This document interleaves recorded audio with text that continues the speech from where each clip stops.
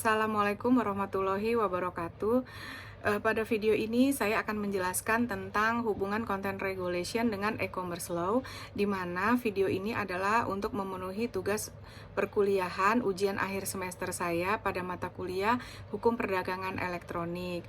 Adapun dosen pengampu saya adalah Ibu Dr. Maslihati Nur Hidayati SHMH, dan saya sendiri adalah salah satu mahasiswi Universitas Al-Azhar Indonesia di Jakarta Selatan. Baik, saya akan memulai video ini. Perjanjian ialah hal-hal yang penting bagi masyarakat. Perjanjian biasanya digunakan dalam perjanjian sewa menyewa, jual beli, dan lain-lain. Nah, perjanjian ini dianggap penting karena memiliki sifat yang mengikat para pihak dalam melakukan suatu perbuatan hukum untuk melaksanakan kepentingan dan menyelesaikan kewajibannya. Perjanjian di Indonesia telah diatur di buku 3 Kitab Undang-Undang Hukum Perdata tentang perikatan. Berdasarkan KUH Perdata pasal 1320 dan pasal 1338 KUH Perdata ialah dasar hukum perjanjian dan merupakan pasal-pasal yang kerap digunakan dalam melakukan suatu perjanjian. Berdasarkan pasal 1313 KUH tersebut merupakan penjelasan mengenai perjanjian. Menurut pasal tersebut, perjanjian merupakan suatu kegiatan yang dilakukan oleh salah satu orang atau lebih dan mereka mengikat dirinya kepada satu orang lain atau lebih.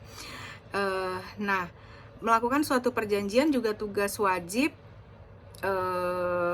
untuk mematuhi syarat-syarat sahnya perjanjian. Hal ini diatur dalam Pasal 1320 KUH Per. Di dalam pasal ini disebutkan bahwa sepakat, cakap, adanya hal-hal tertentu, serta adanya sebab yang halal, maka perjanjian tersebut sah dan langsung mengikat secara hukum.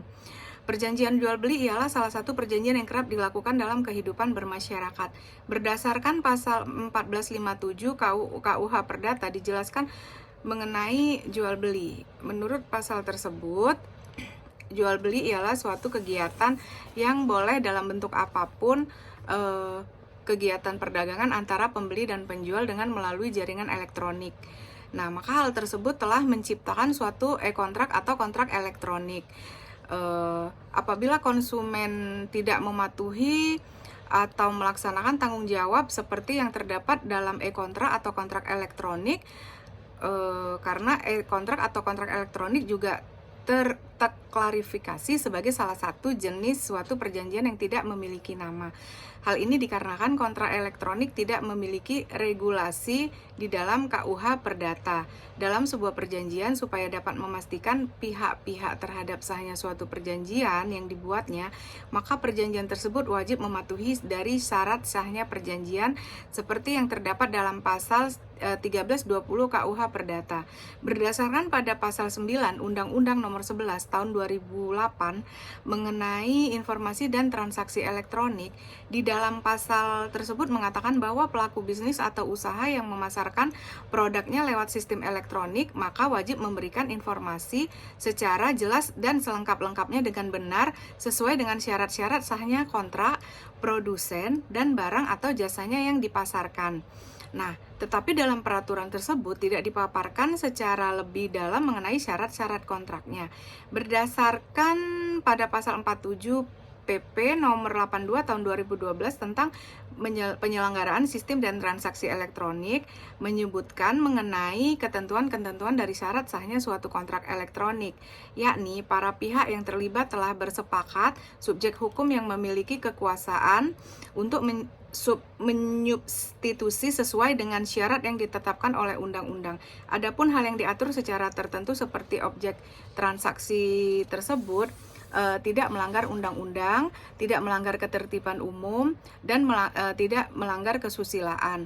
Adapun satu bagian penting yang tidak dijelaskan secara rinci dalam peraturan ini, yakni tentang sebab yang halal dan beritikat baik. Itikat baik ini ialah salah satu hal yang penting yang terdapat dalam perjanjian. Itikat baik juga bisa memberikan keamanan yang lebih pasti kepada pihak-pihak yang terlibat supaya tidak merasakan kerugian. Menurut PP nomor 82 tahun 2012 tersebut juga tidak diterangkan mengenai jenis-jenis akta dalam perjanjian, dikarenakan hukum perikatan memiliki dua jenis akta, yakni yang pertama ialah akta di bawah tangan dan akta autentik. Akta yang dibuat di bawah tangan dilakukan oleh pihak-pihak yang tidak ditemani oleh pihak atau pejabat yang berwenang dalam hal tersebut.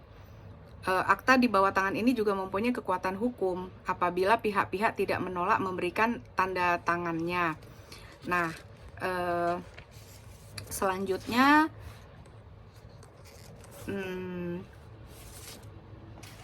adapun hal-hal yang dapat mempengaruhi validitas dari suatu kontrak, yaitu tidak hanya terdapat dalam bentuk kontrak yang dibuatnya. Pada umumnya suatu kontrak dianggap tidak sah atau dapat batal demi hukum terjadi karena kontrak yang dilakukan melanggar aturan-aturan dan ketentuan-ketentuan atau syarat dari perjanjian. Suatu kontrak dinyatakan batal demi hukum sama dengan hal-hal yang dapat mempengaruhi validitas dari suatu kontrak. Kontrak yang telah dibuat tetapi melanggar ketentuan-ketentuan atau syarat yang telah diatur oleh undang-undang tertentu, maka akan dapat dinyatakan batal demi hukum. Dalam kehidupan sehari-hari, bangsa-bangsa yang terdapat di dunia, khususnya Indonesia, telah memakai media elektronik. Pada umumnya di Indonesia, media elektronik dimanfaatkan untuk kegiatan di media sosial, pekerjaan, bahkan untuk bermain game.